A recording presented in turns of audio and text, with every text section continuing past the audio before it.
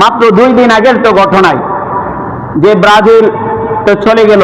Brazil তারা খেলায় যখন তারা জিততে পারল না, যখন পরাজয় হয়েছিল, আর্জেন্টিনায় যখন মিশরের সাথে খেলা হয়ে যখন তারা গোল দিয়ে জয়লাভ করেছেন, বন্ধুদের মধ্যে তর্ক লেগে কুমিল্লায় এক যুবককে তাকে ছুরি মেরে আঘাত করে ওইখানে মৃত্যু নিশ্চিত করেছে। ইন্না লিল্লাহি ওয়া ইন্না ইলাইহি রাজিউন। এটা কি শহীদি মৃত্যু? ভাই কি জবাব দিবা? কুষ্টিয়ায় যুবক ব্রাজিল জিততে পারে নাই, আত্মহত্যা করেছে। এদের স্থান কোথায় হবে? এদের জায়গা কোথায় হবে? একজন মা লজ্জা করে না? একটা বোরকা পরওয়ালা পর্দা নিশীন মা, হাতে পায়ে মোজা, সেই মিডিয়ার সামনে এসে বলতেছে আমি আল্লাহর কাছে নামাজ পড়ে দোয়া করেছি। নাউযুবিল্লাহি মিন যালিক। দোয়া করেছে বাবারে বাবা, হায়াতের জন্য মনে হয় যেন না জান্নাতের জন্য।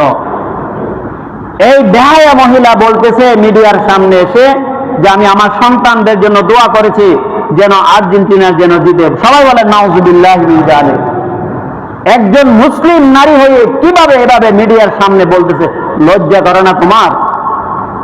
সন্তান তো ঈমান হারাইছে, নিজের মায়েরও ঈমান হারাইছে, হারাই নাই? আজকে আমার আলোচনার বিষয় হলো মুমিন ঈমানদারের বৈশিষ্ট্য নিয়ে। মুমিন ঈমানদারের বৈশিষ্ট্য নিয়ে বড় আফসোস লাগে, এই কথাগুলো আমার বলার প্রয়োজন ছিল না, এরপরও চলে আসছে। বাস্তবতা দেখে, বর্তমানে পরিস্থিতি দেখে কি জবাব দেবেন? অথচ আল্লাহ তাআলা যাদেরকে অভিশপ্ত করেছেন, যাদেরকে আল্লাহ তাআলা কি করেছেন? অভিশপ্ত দিয়েছেন যাদেরকে। আল্লাহ তাআলা কোরআনুল কারীমের সূরা আহজাবের 66-65 নম্বর আয়াত আল্লাহ তাআলা এই তাফসীরে বলেছেন ইন্নাল্লাহা লাআনাল কাফিরিনা ওয়া আ'আদ্দা লাহুম সাঈরা। যে বলতেছেন ওই সমস্ত কাফেরদেরকে আমি আল্লাহ তাআলা অভিশপ্ত করেছি, তাদেরকে, তাদের জন্য জাহান্নামের আগুন প্রজ্বলিত তাদের জন্য করেছে, তাদের জন্য জাহান্নামের আগুন প্রজ্বলিত করে তাদের জন্য প্রস্তুত করে রেখেছেন যে তারা দুনিয়া থেকে যেতে দেরি হবে, জাহান্নামে তাদেরকে প্রজ্বলিত আগুনে জ্বালাইতে দেরি করবে না। নাউযুবিল্লাহি মিন যালিক। এদের সাথে যারা সম্পর্ক, এদেরকে যারা অন্তরে হৃদয়ে ভালোবাসা দিয়ে রাখেন, তোমাদের একই অবস্থা হবে। আল্লাহ তাআলা এরপরে দ্বিতীয় আয়াতে বলেন খালিদিনা ফিহা আবাদা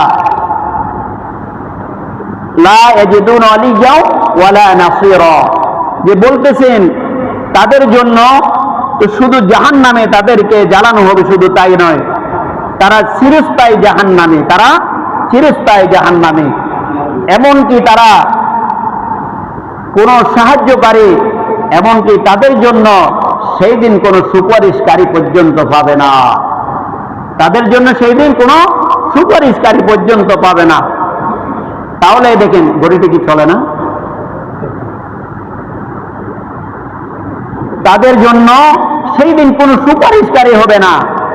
তাহলে আমার কলিজার টুকরার যুবক ভাইরা, এই যুবকেরা হলো দেশের জাতির শ্রেষ্ঠ সন্তান।